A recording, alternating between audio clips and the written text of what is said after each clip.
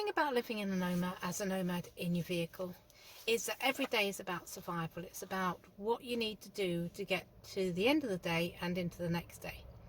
So it's about driving and finding locations to park, getting food in for your meals, making sure that everything's sorted and ready for your sleep at night.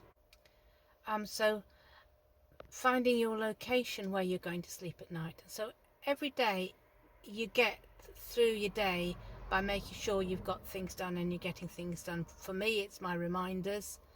If I didn't do that, I wouldn't get it done. I have no idea how I'm actually going to work full time with all this stuff happening, but then I knew that I wouldn't do that for at least a month, 2 months. I think I was probably thinking, 6 months would be fine to get sorted. But you realise that you go through your money, your finances so quick because you're spending on fuel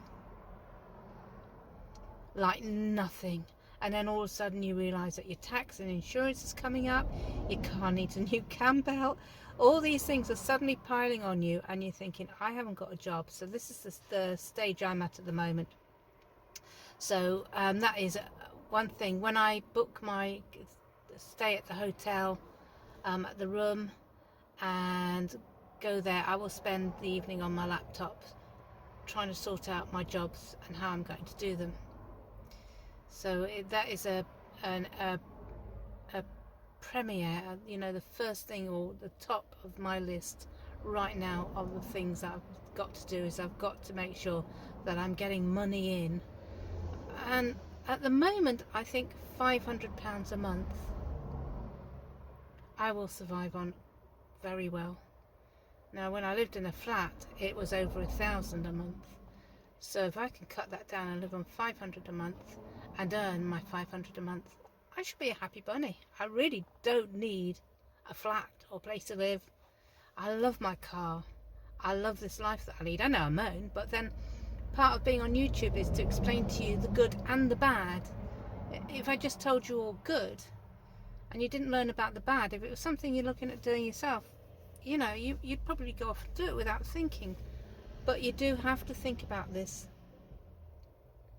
See, that was a camper van just parked up there. Now, I only parked up for 2 seconds, but then he doesn't know, or she doesn't know, that I'm a nomad. So, they stress. You stress when you park up in lay-bys. You're thinking, there's another car there. Are they watching me? Can I do this? Can I do that? So it's constantly watching other people watching you and making sure they don't click as to what you're up to. So, as you trot along as a nomad in your car or camper van or whatever you live in, each day is about keeping everything under control and making sure you can live quite well. It's not about being a homeless person, which is a completely different subject altogether.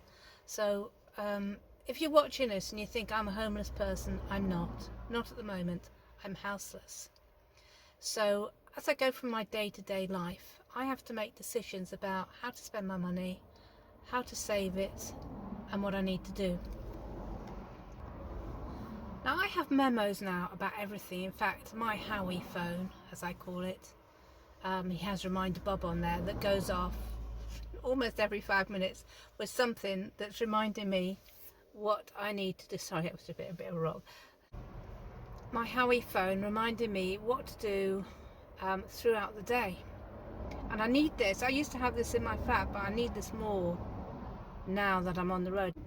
In fact, I have that many planners that sometimes it does my head in. But if I didn't have them, I would not go around looking like a normal person. So take for instance, I have today on my planner a remind me to cut my nails, my hand nails and my toenails. Now, when you're sitting at home and you've got your cup of tea or coffee and you're in your pyjamas and you're curled up on the chair or sofa, you quite often look at your hands and your nails and think, oh, I must get some scissors out and give them a chop off. Yeah, give them a cut. But when you're going through your day-to-day, trying to find somewhere to park, thinking about where you're going to sleep, what you're going to eat, Do you need to go shopping? Do you need to go to the loo? Where are you going to go? Things like that, small little things like that get lost, and so you have to put a reminder up. So that's what I do.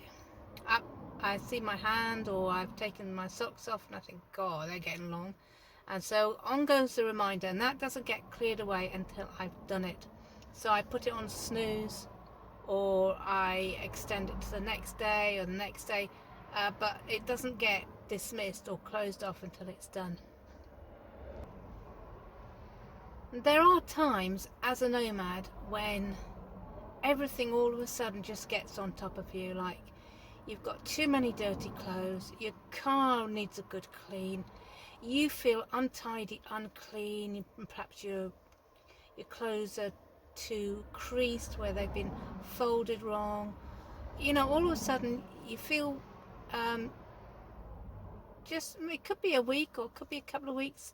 It's usually at least a week before you feel this, and you think, oh my God, I have got to sort myself out, otherwise this world of mine is just going to fall apart.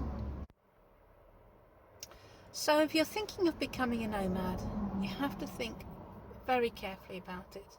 It is an extreme thing that you do. It's an extreme thing that I've done. I've done extreme things in my life anyway. I'm not afraid of extreme.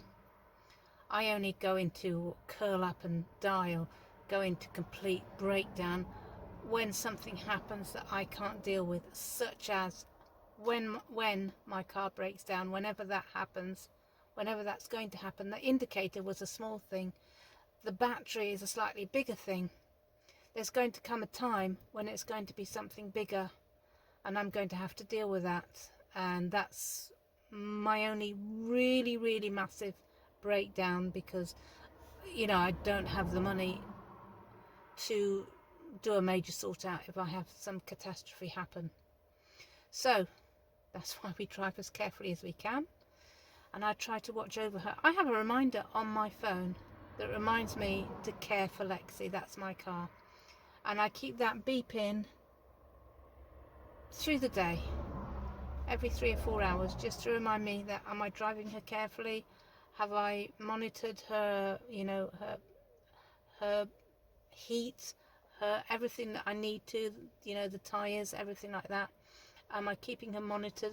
Am I not abusing the systems that she has?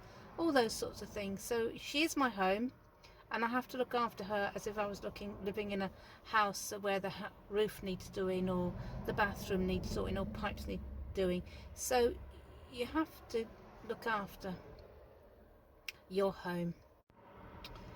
So when you're living your life as a nomad, or when you're thinking about living a life as a nomad, take these many things into consideration. It is an extreme life, and you have to be a loner, because you might do YouTube and you might make lots of friends and you might meet up with them, because you might be that sort of person. That's not me.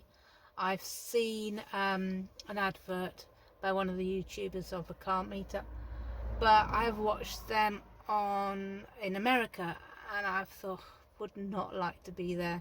You're all palsy for 5 minutes and then you go away and bitch about each other. That's why I escaped all of this, to not be bitched about. Well, not be bitched about by people who don't know me. Someone wants to come and park behind me and talk about me as they drive off, that's fine, I'll never know about it. But no, nomad community, I think, is probably just as bad as any other community, and I'm quite happy to live my life solo. If I need to meet a nice person and chat to them, great. I've done that with some of the nomads that I've met, but they, like me, are happy to move on, say goodbye and move on. We're not pals, and that suits me. And to be a nomad, you have to decide what sort of nomad you want to be and go with that.